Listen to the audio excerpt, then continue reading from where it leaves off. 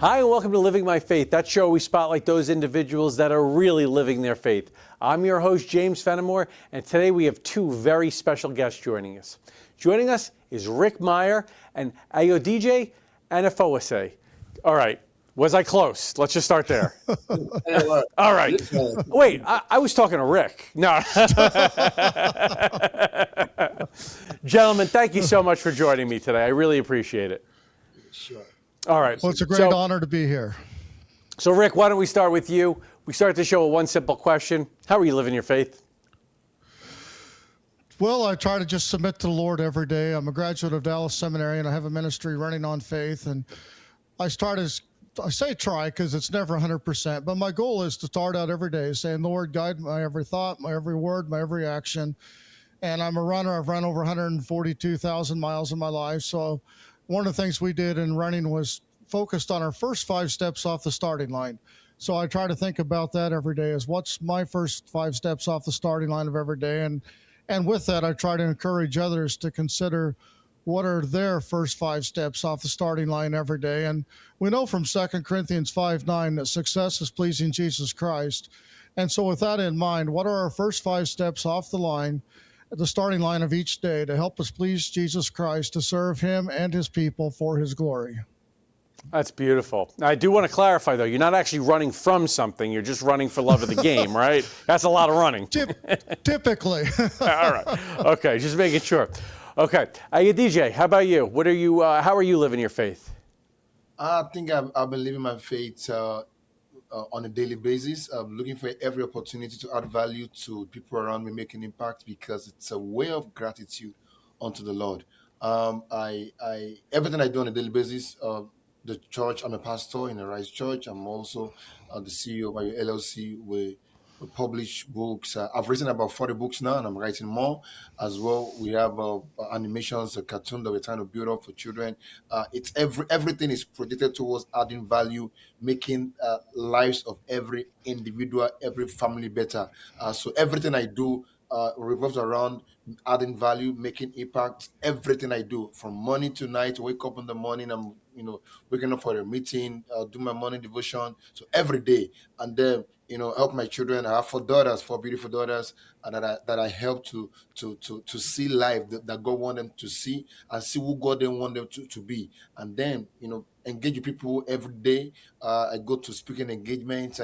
Everything I do. I'm on the plane. I'm on a train. I'm on the sea. I'm on the land. Everywhere, I'm making impact, adding value, allowing others to see Jesus through me in all I do. My books have been tremendous help to the glory of God, helping people to see marriage better, helping children. I write children books too, helping children to see who God wants them to be and living their life to the fullest. And I think I'm just taking it a bit by bit, a day after the other, to be able to achieve all that God has called me to do, to let others see Jesus in me.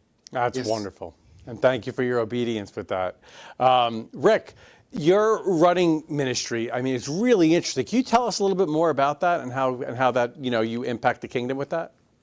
Sure. Yeah, I've been running since I was 11 years old, so that's been more than 3 years ago, for those kind of curious. No, I'm kidding. About 48 years.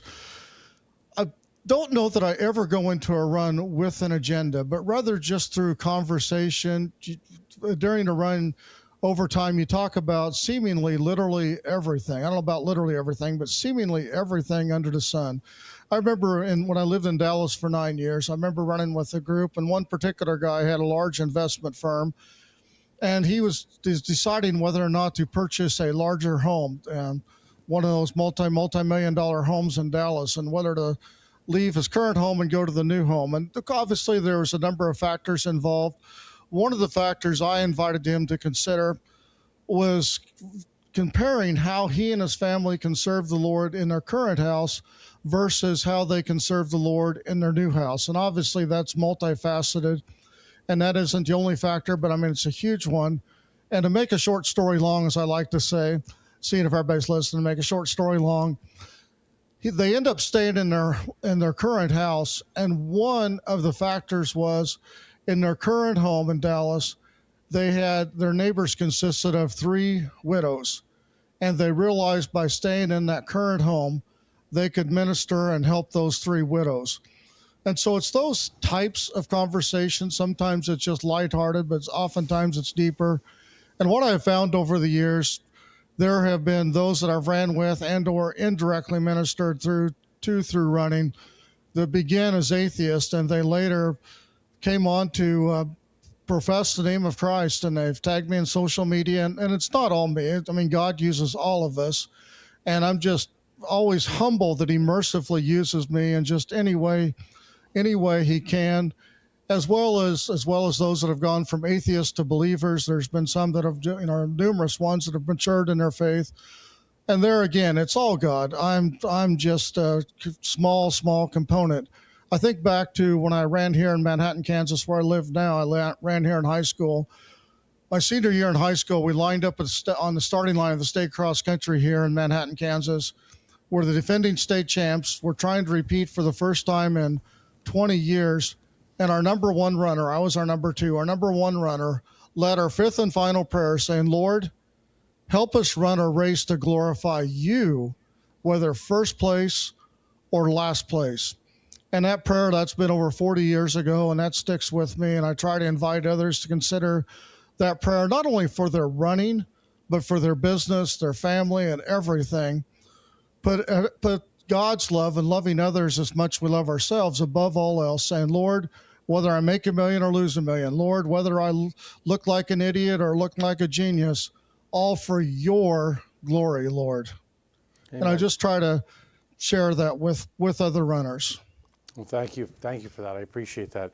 DJ, we're short, a little short on time, but I'd like to ask you, if you just had one piece of advice for maybe somebody that was new to faith, how they could be living out their faith every day and staying close to God, what would you give them?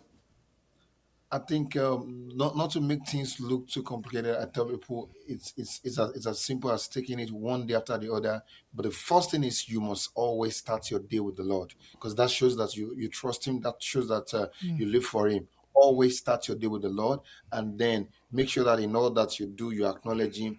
Everything that you do, as little as even cooking in the kitchen. I cook a lot. I involve the Lord even in the kitchen.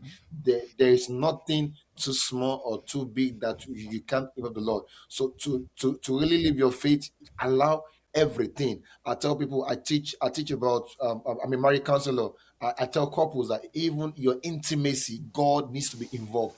Everything. There is nothing too small, nothing too big for the Lord to be involved in, and it helps you to shape the life you're living for God the way it should be, involving Him in all, and then you will see Him, showcasing Himself through you in all that you do, and everybody can see the sign. As the Bible says that by those signs, by those fruits, that we shall know them, that they are children of God. Thank you. Thank you so much for sharing that. Gentlemen, thank you so much for joining me today. This has been such a pleasure. I've so enjoyed this conversation. I want you to know all your information is going to be right below this video, so if people want to reach out to you, support the businesses and the ministry, they'll have that ability to right below this video. And thank you again for joining us. I really appreciate you. Thank you so much. Thank you. God bless, gentlemen. On behalf of these fine gentlemen, I'm James Fenimore. This has been Living My Faith. We can't wait to see you next time.